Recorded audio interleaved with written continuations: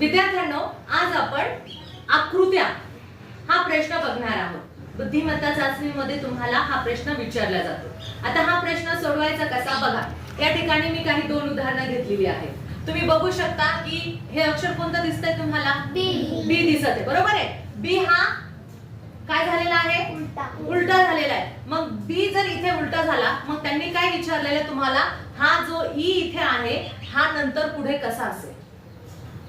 कोण सांगू शकतं? इथे तुम्ही ऑप्शन बघू शकता.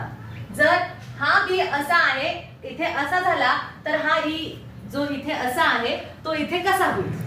सांगू शकता? किती नंबरचं ऑप्शन येऊ शकतं?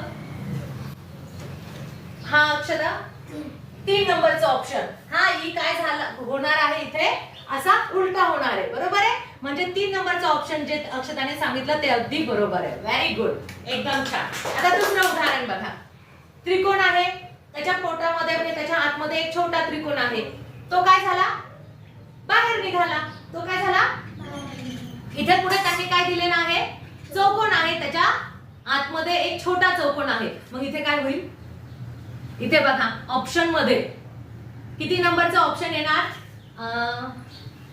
हा श्रद्धा 4 नंबरचं ऑप्शन वाटतं का?